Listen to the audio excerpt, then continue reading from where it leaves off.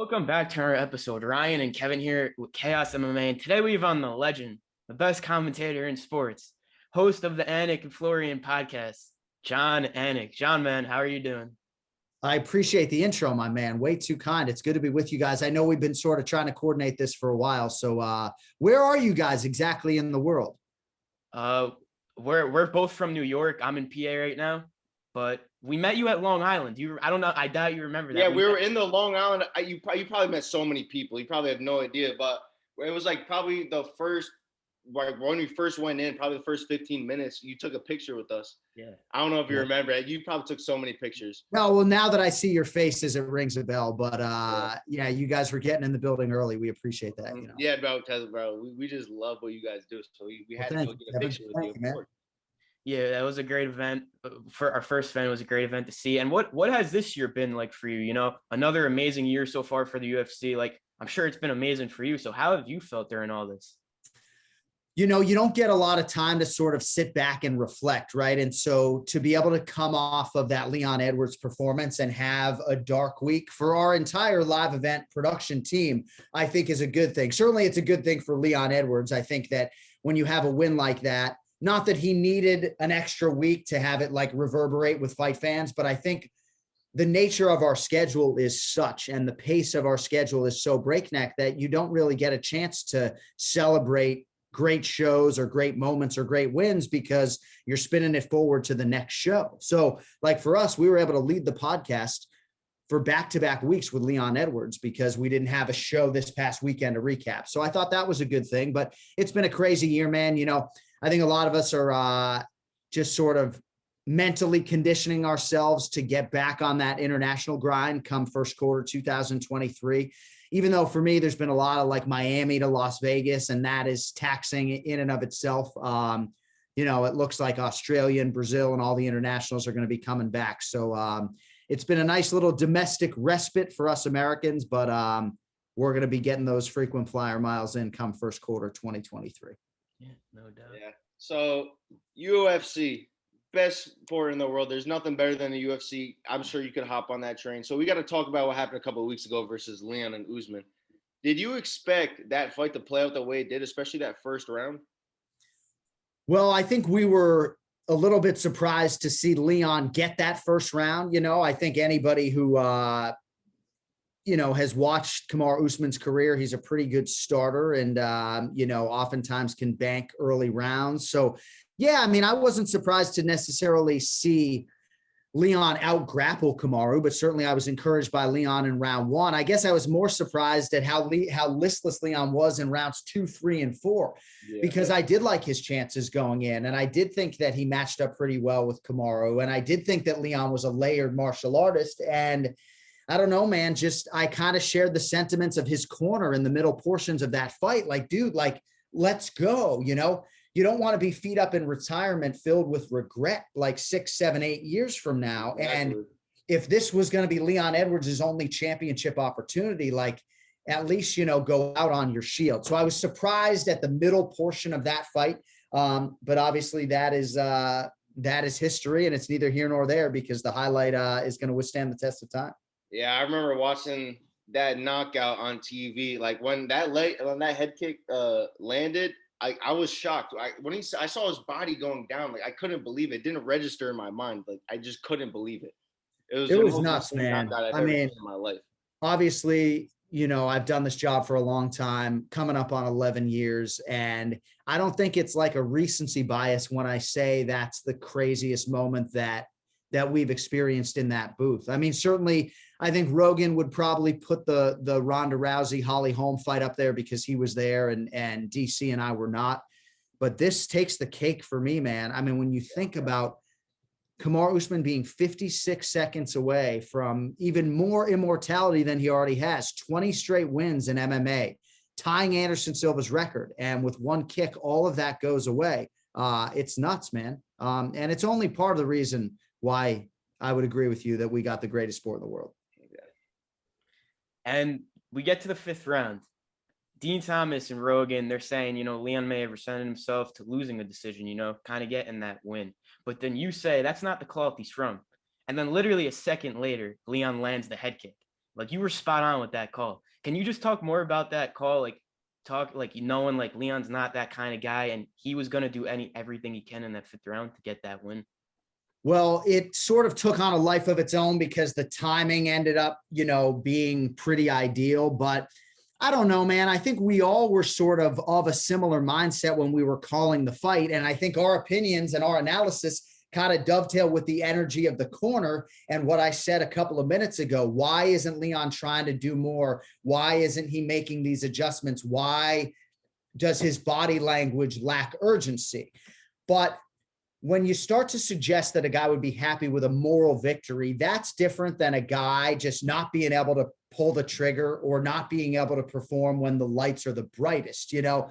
I don't think Leon was going to take any solace in any sort of moral victory. I just think either the altitude got to him or he couldn't pull the trigger, whatever the factor was going to be. So I think when I heard that moral victory trotted out there again, I just kind of thought in my head, but that's just not this guy. Like, at all. Like that is not the cloth from which he is cut. And then obviously he lands the head kick and the rest is history. But I just think in that moment of time, not that I felt like it was a tired narrative, but I just felt like, man, I can't buy into that because that's not Leon Edwards. And thankfully he saved his best for last.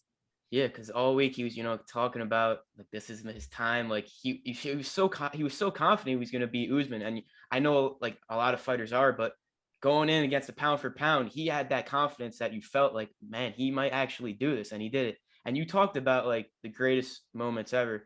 Would you say this was one of the greatest moments you ever called personally? Well, the UFC started in 1993. You guys look to me like you were born in the 1990s. So I don't know if I'm right on that. 2001. 2001. Fucking A, man.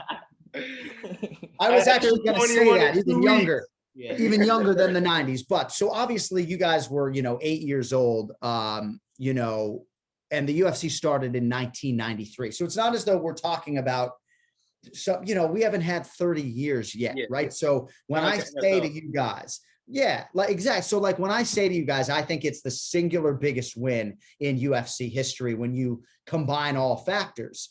I'm sure a lot of people think that that's crazy, Now, there are other wins that you can argue, right? I would argue what Conor McGregor did against Jose Aldo in 13 seconds is just as good as this.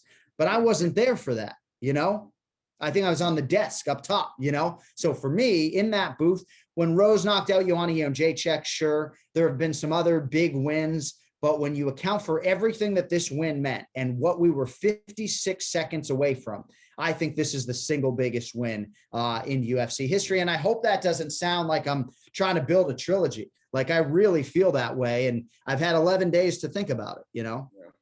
Speaking of that trilogy, that's basically what the UFC is probably aiming towards right now. If you were in Leon Edwards' situation, what would you do? Because really that fight, Leon was not really, besides the first round, he wasn't winning that fight at all. So do you think taking that trilogy like ASAP is the right choice for him? Yes, and he doesn't really have a choice. Like, I don't know if Kamaru Usman had immediate rematch language in his contract setting up the trilogy, but certainly when you have a long-standing champion like this, I don't have to tell you guys that Kamaru is worthy of that rematch. And given all the goodwill that Kamaru has established with the UFC, I just don't think that they would go in another direction. I think the only way they would go in another direction would be if somehow Usman had a lot of negative energy coming off of this loss and wanted to take a year off, but he has been the opposite of that. He has been very strong mentally coming out of this, and he has talked about, it's sort of being liberating now that he's no longer the champion, just sort of releasing some of that pressure. So, and Leon's also a good dude. Like, he's not going to play hardball, even if he thinks that maybe there could be better matchups for him. There are going to be a lot of big fights for Leon. And even if Leon loses the trilogy, now Leon has taken his star power to such a level that every Leon Edwards fight already lined up in the division. He doesn't exactly. So it's going to be the trilogy, hopefully in 6 months or so. But I don't think there's any other directive for Leon. That's what it's going to be. All right, cool. So moving on from Leon and Usman, we're going to move on to what's going to come up soon, Nate versus Khamzat. Do you think they're counting Nate out a lot in this fight? Because I feel like they act like Nate Diaz is like just nothing because everybody's on the Khamzat train. but they forget what Nate Diaz is.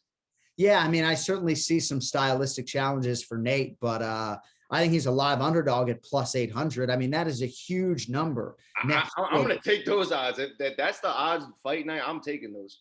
I mean, Nate's a dog. You know, he has so much heart and so much mental and physical toughness and experience and MMA savvy. You know, I guess I worry a little bit about a cut sort of rearing its ugly head. Certainly, I think it stands to reason that Khamzat is going to rush forward and try to make this a pretty quick fight. But obviously, if Nate Diaz can extend him over 5 rounds, then anything can happen. I just think the betting line is too wide right now. I do think Khamzat Chimaev is a prospect unlike anything we have ever seen coming into the UFC. And, you know, I don't know that I've come off the train any based upon the Gilbert Burns result. You know, maybe I expected him to be a little bit more dominant, but I think that probably discredits Durinho to some extent. I'm excited to see what Nate can do with the opportunity. And, you know, I think he'll fight valiantly in what is the last fight on his contract. Yeah, so that fight, going into the fight, thinking about it, you know Khamzat's going to go try to take the fight to the ground, right? But Nate Diaz is very good at jiu-jitsu. Do you think Nate, that's where Nate wins the fight, on the ground, not on the feet? If he can't, that's how he gets his W? Or do you think it goes to decision? I want to hear your input. You know, I actually think Nate could realize some success on the feet, you know, try to figure out a way to establish some range and set up that jab early. His takedown defense is okay. But yeah, I think the path of least resistance for Khamzat Chimaev is to take the fight to the ground. Khamzat's a pretty good grappler in his own right. Certainly Diaz presents some submission danger, particularly off of his back. But I think Khamzat is wise to that. I think he's the naturally stronger man and probably by a significant margin. And, you know, I'm sure they've been working hard on those transitions and those sequences. But, yeah, I mean, that's what makes our sport so interesting, right? Is that, you know, there's a danger factor, I think, in all realms of the game, really on both sides. That's why, sort of circling back to the way you set up the fight, I do think it's simplistic to just count Nate Diaz out because of Chimaev's marauding style. Anything can happen in a fight, and Nate Diaz has been in an awful lot of high-level ones at that, you know. Yeah, that fight's certainly a big fight playing out here soon. And last 2 things here, John. Thanks again for your time. So we think Usman Leon's kind of in March. Then you got Khamzat Nate. So what do you think about this? The winner of Khamzat versus Nate, they go on to fight Colby Covington, the #1 contender, and then for that fight, that's the #1 contender fight. And then the winner of Leon Usman fights the winner of that. What do you think about that? Because Colby's kind of in this spot where, like, who does he fight? So what do you think about the winner of this fight in Colby? Oh, I love it, dude. Khamzat Chimaev versus Colby Covington has been my dream matchup for probably 2 years. I mean, we did like a best of 2020 for UFC Fight Pass, and we had to come up with our dream fight for 2021. No. And I said Chimaev versus Covington. Now I feel like I'm telling you guys my dream fight. I'm telling you guys my dream fight for 2023 is the same fight, but it really is. Yeah. And you're right. You're right, Ryan, that I don't think there's an obvious next opponent for Colby. And I think Colby's star power is such that, like, you can't just give him anyone. Like, you can argue that the winner of Sean Brady and Bilal Muhammad would deserve the Colby fight. But is Colby going to fight the winner of that fight? I just don't see that happening, you know. And certainly for Khamzat Chimaev, there might be a little bit of a delay in terms of his title fight if he gets by Nate Diaz, because we now have to do the trilogy between Usman and Edwards. But, you know, one thing that's always interesting about Khamzat Chimaev is that he wants to be competing more than he is being allowed to do so. And, you know, the UFC obviously controls his schedule, but Andreas Michael, his coach, they want him on a welterweight championship trajectory. They don't want him, you know, moonlighting as a middleweight contender, taking fights on 10 days notice. They want him fighting the best welterweights in the world, competing as a welterweight contender.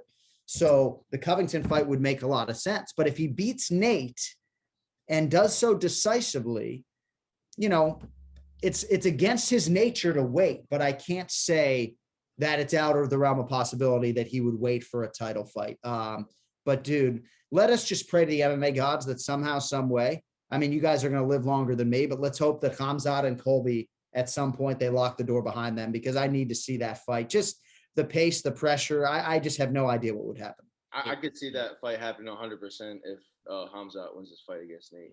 Yeah. Yeah. It's just the fight. need to see. Hopefully we get it. I think it's very possible. And last thing here, Jon, we've just been doing this little segment at the end, getting for the viewers to get to know you better. So I'm just going to ask you a question. Your first thing that comes to your mind, you just say it. It's going to take like 1 to 2 minutes. You ready? Yeah, I just want to say I graduated from Gettysburg College in Pennsylvania in 2001. And I've done a lot of podcast radio interviews over the years with young gentlemen. I give you guys a lot of credit for where you guys are at, you know, being at your age, man, seriously. Because I didn't know what the fuck I was doing when I was 27. And you guys are a lot younger than that. So I give you a lot of credit. And yes, I am ready to accept your challenge here at the end of the program. So fire away. We appreciate that, Jon, a lot. We really do. And first thing to start off, favorite food? Chinese food. Favorite movie? Good Will Hunting. Okay. Favorite hobby? Golf. Golf. Yes. Favorite TV show? Gosh, that is challenging. I'll say Breaking Bad. Okay. I'll take that. Favorite UFC fighter growing up? You know, I really liked Matt Hughes a lot. So that's a little bit of a throwback. I mean, Kenny Florian's my favorite fighter, and he was born in 1976. So hopefully that qualifies. Let me try to think of one more name. Maybe Frank Mir, you know, who was a guy who almost became my my broadcast partner, I should say, for those UFC fight nights. I'll say Frank Mir because just the threat of the submission and just knowing that he would break your arm off your body if that's what it took. So those are the names that come to mind. Yeah, legends. I love it. Last three things. MMA GOAT. Jon Jones. Yes, I agree. Yep. Favorite animal. Certainly not fucking cats. I'll say dogs. Okay. I love my dogs. I love that. Good. And the last thing here, the best call made by Jon Anik. Gosh, you know, certainly the call that I got the most credit for was this Leon Edwards thing that happened most recently. But I would say the calls that I'm most proud of are the when guys break through and win a championship for the first time, whether it was Teixeira breaks through at 42 or Jan Blachowicz, you know, Poland, your guy got it done, or Tijuana for Brandon Moreno. You know, those feel the most special to me whenever we crown a first-time UFC champion. And obviously Leon Edwards was that. But I don't know, man. My wife's Polish, so the Blachowicz one was pretty special for me. Yeah, that was an amazing moment. It's always cool seeing them get their title the first time and everything. Yeah. And Jon, for you, thanks for the time. We really do appreciate it. It's amazing to speak with you. If you want to shout out anything or say anything, you got the last words, man. Thanks again. Well, no, I appreciate you guys. If you want to check out the Anik and Florian podcast, we certainly appreciate that. And good luck to you guys with your show and everything else. And Kevin, I like the skin fade you got going on with your barber there. So he does a good job, man. Got going on? Yeah. I got it. What? Not yesterday, the day before. Yeah. No, it looks good.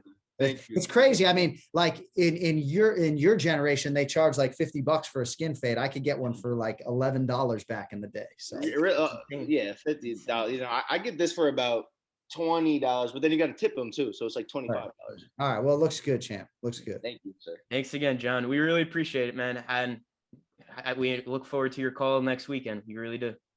Thank you, guys. Appreciate you having me on. We'll talk soon. Have a good one, Jon. Have a good one, man. Boys.